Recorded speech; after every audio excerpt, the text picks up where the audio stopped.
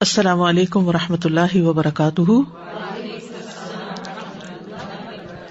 نحمده ونصلی علی رسولہ الکریم، اما بعد فاعوذ باللہ من الشیطان الرجیم، بسم اللہ الرحمن الرحیم، رب اشرح لی صدری ویسر لی امری واحلل عقدۃ من لسانی یفقہوا قولی۔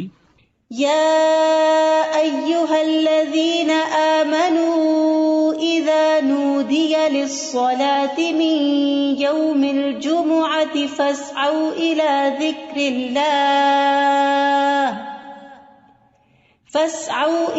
ذكر الله وذروا البيع ذلكم خير لكم إن كنتم تعلمون۔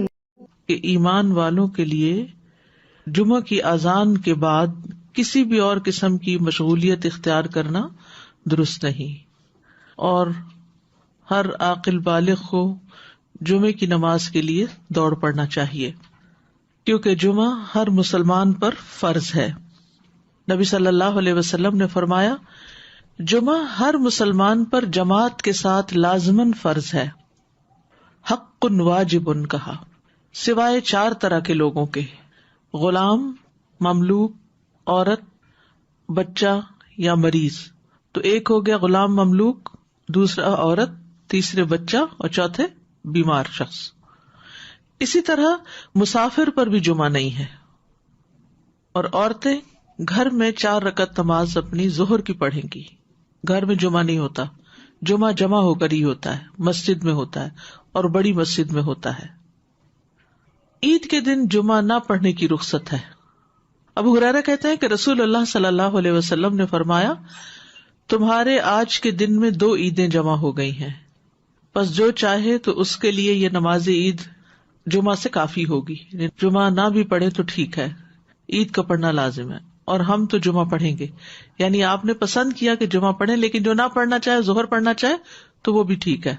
وہب بن کیسان سے مروی ہے، انہوں نے بیان کیا کہ ابن زبیر رضی اللہ عنہما کے دور میں جمعہ اور عید اکٹھے ہو گئے تو انہوں نے عید کے لیے نکلنے میں دیر کر دی، حتیٰ کہ دن کافی اونچا ہو گیا۔ پھر وہ نکلے، خطبہ دیا اور بہت لمبا خطبہ دیا، پھر اترے اور عید کی نماز پڑھائی، اور اس دن لوگوں کو جمعہ نہیں پڑھایا۔ یہ بات ابن عباس سے ذکر کی گئی تو انہوں نے فرمایا انہوں نے سنت پر عمل کیا۔ یعنی کہ باقی حدیثوں میں بہت سی چیزیں مماثلت ہیں، جو ایک ایک چیز کسی اور حدیث میں الگ سے بھی ملتی ہے۔ جو شخص جمعہ کے دن غسل کرے، جس قدر ممکن ہو پاکیزگی حاصل کرے، اور اپنے تیل میں سے تیل لگائے یا اپنے گھر کی خوشبو میں سے خوشبو لگائے۔ پھر اسی طرح مسجد کی طرف جلدی نکلنا چاہیے، کیونکہ جب امام نکل آتا ہے تو پھر اس کے بعد فرشتے نام لکھنے بند کر دیتے ہیں۔ پھر کثرت سے درود پڑھنا۔ رسول اللہ صلی اللہ علیہ وسلم نے فرمایا، جمعے کے دن اور جمعے کی رات کو، یعنی رات سے ہی شروع ہو جائے۔ کل کسی نے سوال کیا تھا کہ جمعے کی رات کا کوئی خاص عمل کیا ہے، تو وہ درود شریف پڑھنا ہے۔ تو جمعے کی رات کو کثرت سے مجھ پر درود پڑھا کرو، پس جو آدمی مجھ پر ایک دفعہ درود بھیجے گا، اللہ اس پر 10 رحمتیں نازل کرے گا۔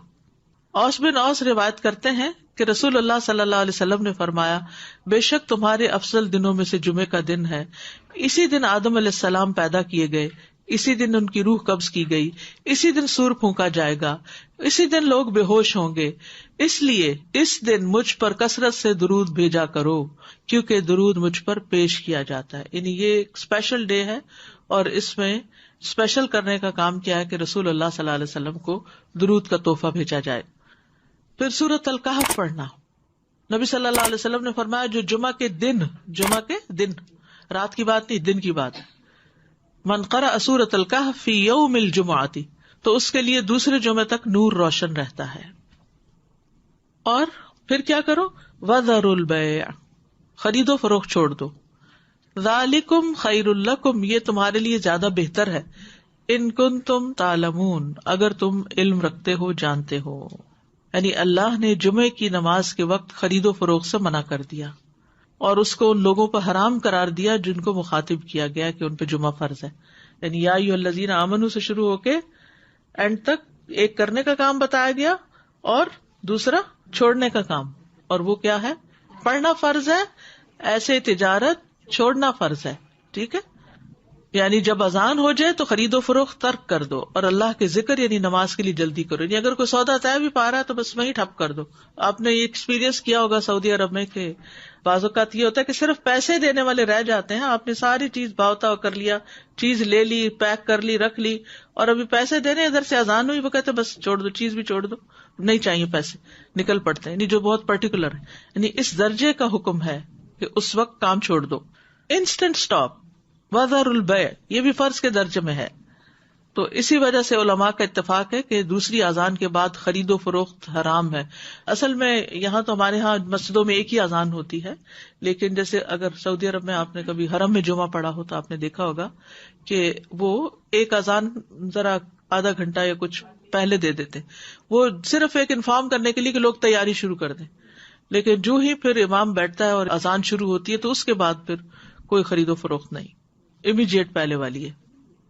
اس میں یہ کہ بعض علماء کا خیال ہے کہ یہ زوال کے بعد سے نماز جمعہ کے فارغ ہونے تک ہے, یعنی جو